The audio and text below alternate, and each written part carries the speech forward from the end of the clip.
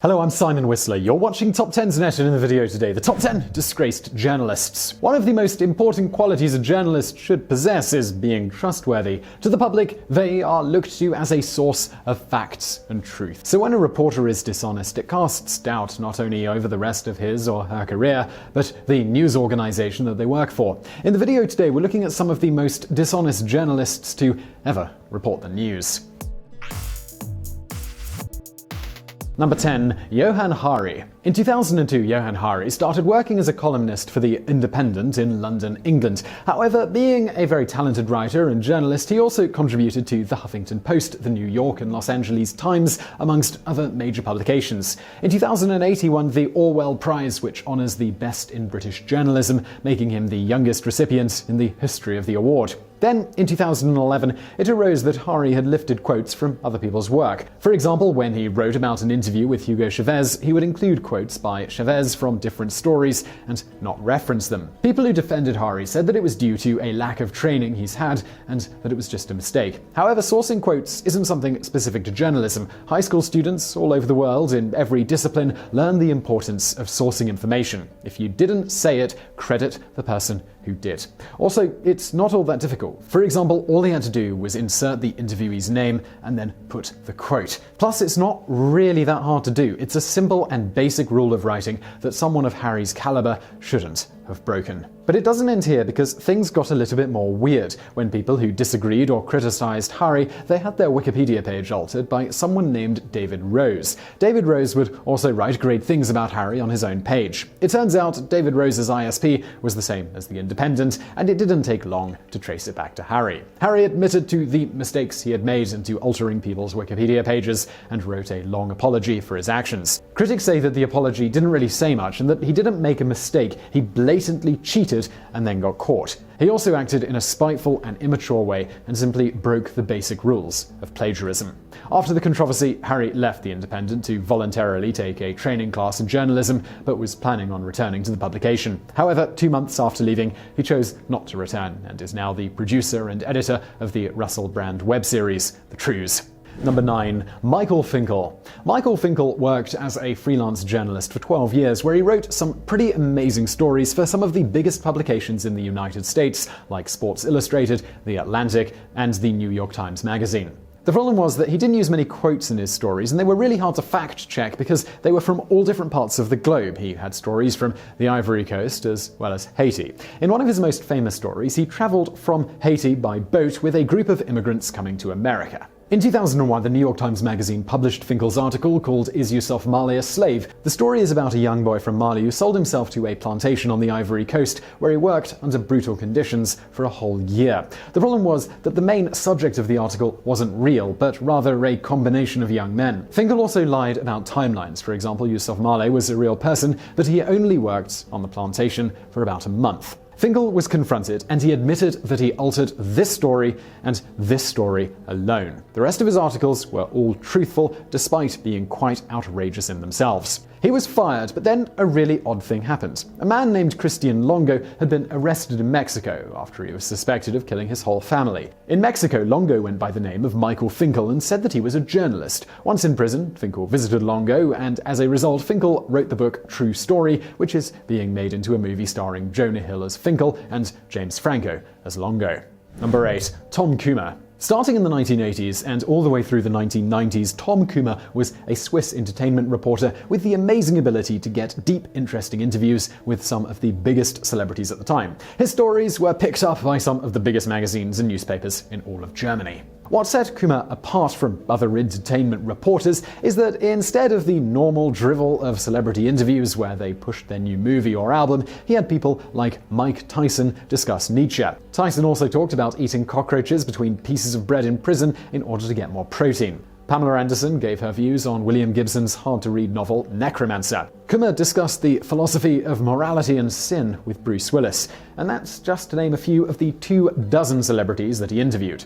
The interviews he had, they were absolutely astounding. He said that his secret was that he needed a guaranteed 45 minutes with the interviewee so that he could delve into deeper topics. Editors at other magazines were giving their reporters a hard time. I mean, how was this young reporter from Switzerland getting all these A-list celebrities to open up in these profound ways? Well, the answer is he absolutely wasn't. He never met a single person he claimed he interviewed. It wasn't until 2000 when he was exposed. It was after a rather intimate interview with Courtney Love where she explained why she loved exposing her breasts. The story was sent to Love's people and they adamantly denied that Love had never met him and certainly not said any of that stuff. The thing is, Kummer never apologized for what he did. He didn't think he did anything wrong. He was simply doing something called borderline journalism. He said his stuff was so outrageous that his editors had to know it was at least somewhat fictional. After all, they had simply never asked to listen to any of the tapes from the interviews. After Kummer was exposed, a number of people at the magazines he contributed to were forced to resign. Kummer now lives in Los Angeles, teaching paddle tennis. Number 7. Judith Miller. In 1977, Judith Miller was hired by the New York Times to work in its Washington bureau. In the 1980s, Miller moved to the Cairo bureau and eventually went on to become an expert on the Middle East and would talk about things like terrorism and the dangers of weapons of mass destruction. After the September 11th attacks, Miller was a reputable source from which to get information. She was an expert on the Middle East at one of the most prestigious newspapers in the world. So when Miller came to editors with a story about the interception of metal tubes that were heading to Iraq, they believed her and went ahead with the article. According to her article, there were unnamed sources that were officials with American intelligence that said these tubes were used to enrich uranium. She also said that officials with the Bush administration, again unnamed, said that Iraq was actively pursuing materials to make nuclear weapons. The problem was that after 9/11, the Bush administration was trying to build a case to go to war with Iraq. Miller's article was often pointed to as evidence that Iraq was planning to go nuclear. Then, after the war was launched, Miller said on a number of occasions that she was being led to believe that American forces found evidence of WMDs. However, as history has shown, Iraq did not have any WMDs, nor were they developing them. So where did Miller get her information? Well, she refused to give up her sources, although the Times did admit that some information they used relied heavily on one source, Ahmed Halabi. Halabi was an Iraqi living in America before the war in Iraq and was lobbying for the removal of Saddam Hussein from power. So the information about WMDs he gave both the American government and the American press, well, it wasn't exactly true. After that, Miller was forced to resign from the Times. She basically lost her credibility as a journalist and is now a contributor for Fox News. Number 6. Michael Gallagher. Michael Gallagher was an investigative journalist who was hired by the Cincinnati Enquirer. In 1998, he published an 18-page long story about a produce company called Chiquita International. Gallagher and a partner had worked on the story for over a year. They claimed that they had visited 7 countries and interviewed a number of people, including executives at Chiquita International. The story detailed a number of crimes perpetrated by Chiquita. These included bribery in Colombia. Also, they apparently controlled a bunch of small, independent banana companies to avoid laws that regarded land ownership. Finally, there was the accusation that their boats were being used to smuggle cocaine. Chiquita denied all of these accusations.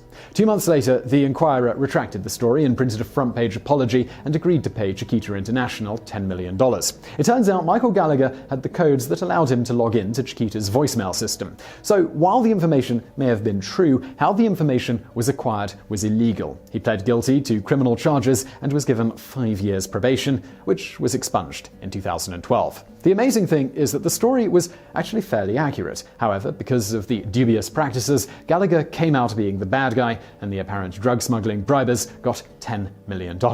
Gallagher is now the editor of a weekly newspaper in Michigan. Number 5. Jayson Blair. The New York Times hired Jayson Blair in June of 1999 before he even finished college. By November of that year, he was given the position of immediate reporter, where he covered crime. For the next 4 years, he had a number of amazing stories published in the Times. In 2003, he was transferred to the national desk. Once there, fellow workers at the Times were starting to question the integrity of his stories. 30 people signed a letter asking the editors to look into some of his stories because they found 4 major mistakes. It wasn't until the 26th of April 2003 that things started to finally fall apart for Blair. It turns out that Blair had copied a story from a reporter named Macarena Hernandez, who had been an intern for a short time at the Times and worked with Blair. Hernandez had written a story for the San Antonio Express News about Edward Anguiano, who was a 24-year-old army mechanic who went missing after the fall of Iraq. Blair copied her work and claimed it was his own original material. The Washington Post exposed the similarities, and it soon became clear that Blair had lied about a number of stories. Many times he'd say he was somewhere, but he was really in his apartment in New York, writing stories by stealing from other people's work. In total, out of the 72 articles that Blair wrote for the national desk at the Times, there was questionable material in 36 of them. The result was that Blair was forced to resign, and 2 editors at the Times resigned over the scandal. Blair wrote a book about his experience called Burning Down My Master's House, and, well, he's now a life coach. Number 4. Stephen Glass. By the time he was 25, Stephen Glass was one of the most sought-after and successful journalists in Washington, D.C. He had a full-time job with the New Republic. On top of that, he had articles published in Rolling Stone, Harper's, George, the New York Times Magazine, and Mother Jones. His articles were exciting and incredibly popular, hence the amount of work that he was getting. However, with each of his articles, there were detractors who would say there was something off about his stories. This went as far back as the very first story that he wrote with the New Republic. Yet he still continued to get work and was signing contracts for new stories. In 1998, 26-year-old Glass gave his editor at the New Republic a new article called Hack Heaven. In the article, he talks about a 15-year-old hacker who broke into the network of a big software company called Yucked Micronics. He apparently posted everyone's salary and nude pictures on their website, along with the words, "Big Bad Bionic Boy was here." After the hack, instead of fighting the hacker, Yucked Micronics wanted to hire him for computer security. In order to do that, they had to speak to his agent. The agent apparently specialized in representing hackers, calling himself a super agent for super nerds. In addition to that, there was a whole underground community of hackers who meet in secret, and after landing the deal, they had a big party for the young boy.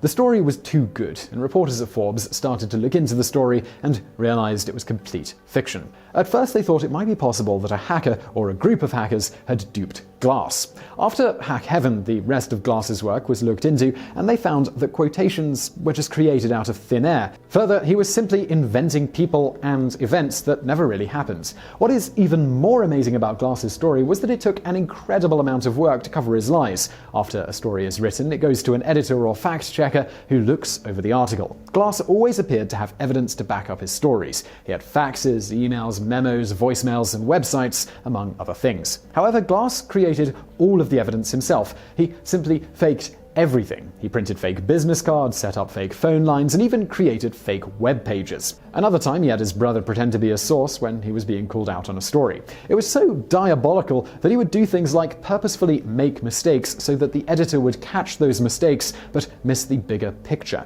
that the articles were totally made up. After that, he was pretty much banished from journalism. In 2014, he tried to become a lawyer, but the state of California ruled that he wasn't trustworthy enough to actually be a lawyer. His story was made into the 2003 film Shattered Glass. Number 3. Jack Kelley. For over 20 years, Jack Kelley was a foreign correspondent for USA Today. He was one of the first reporters hired on in 1982 when the paper was first founded. A favorite of the founder of the newspaper, Kelley was given the position of foreign correspondent in 1988. He covered major news events all over the world, and he would deliver amazing stories. In Kosovo, he found the diary of a young girl who was just like Anne Frank. Other times, he narrowly avoided death on the battlefield and was threatened by the Russian mob. His work was so good that in 2002, he was actually a finalist for the Pulitzer Prize. However, his stories were a bit too outrageous for some. Come the mid-1990s, suspicions were raised around him from his colleagues, and they started keeping a file about him. There were articles that had lines that were very similar to lines in other articles, but from different publications. It wasn't until 2004, when another journalist, Jayson Blair, was exposed, that Kelley's editors started looking into his work and found a problem with his 1999 story, Yugoslav Army 3-Ring Notebook. The major problem that USA Today had with it was that Kelley used a woman who wasn't involved with the reporting as a translator. He resigned on January 6, 2004, and his own paper began looking into a sampling of work. From there, they hired an independent fact checker, and it turned out that for over 10 years, he had lied about more than 20 major stories and stole over 100 quotes from competitors. Since being exposed as a fraud, Jack Kelley has not worked again in journalism. Number 2. Janet Cooke. Janet Cooke worked for the Toledo Blade before getting a job with the Washington Post in January of 1980. On September 28, 1980, the Post published an article called Jimmy's World, written by Cooke. The story was about an 8-year-old African-American boy who was a heroin addict living in the inner city. He had been doing heroin since he was 5 and wanted to become a dealer so that he could buy a dog and a bike. The story shocked the city, and a search was launched for the boy, which involved thousands of people, including police officers and social workers. Major Marion Barry claimed he knew of the boy, and they were looking after him. The story had such an impact that renowned journalist Bob Woodward nominated it for the Pulitzer, which it won on April 13, 1981. The problem was that the whole story was fictional. What caused her downfall was when former colleagues read her biography for the Pulitzer. It said that she had a degree from Vassar and a master's in journalism from the University of Toledo, when she only had a bachelor's degree from the University of Toledo. So other journalists looked into Cooke, and within 2 weeks of winning the prestigious award, she was confronted about the authenticity of her story. She admitted that the whole thing was just a hoax. She resigned from the post and had to return her Pulitzer Prize, along with all the prize money. Number 1. Walter Duranty. From 1922 to 1936, Walter Duranty was Moscow bureau chief for the New York Times. It was during that time that he interviewed Joseph Stalin and reported stories from the Soviet Union. In 1932, he won the Pulitzer Prize for a series of stories that he wrote about the Soviet Union. The big problem about Duranty's reporting was when it came to the Holodomor, which was the intentional starvation of Ukrainians from 1932 to 1933. Duranty toured the area and reported back to the Times that the reports of famine were overblown. In fact, the Times published a story on March 31, 1933 that said, "Russians hungry, but not starving." It wasn't true at all, because millions of people died. Duranty basically told the Times exactly what Stalin's government wanted him to. By doing so, he'd get better access to the Stalin government and more exclusive stories. So essentially, he kept defending and rationalizing the actions that were being taken by the Soviets, despite how awful the conditions were in the Soviet Union. However, the Times kept Duranty on as a correspondent until 1941. In 1980, the Times started to acknowledge that Duranty's coverage wasn't accurate. He simply took what the Stalin government said at face value and reported it. There have been 2 separate calls to withdraw his Pulitzer, but they have both been denied. His work has been called some of the worst reporting in the history of the Times. Duranty passed away in 1957.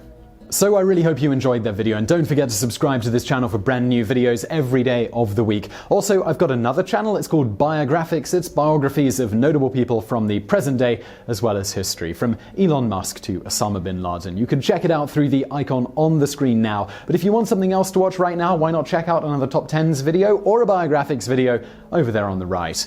And as always, thank you for watching.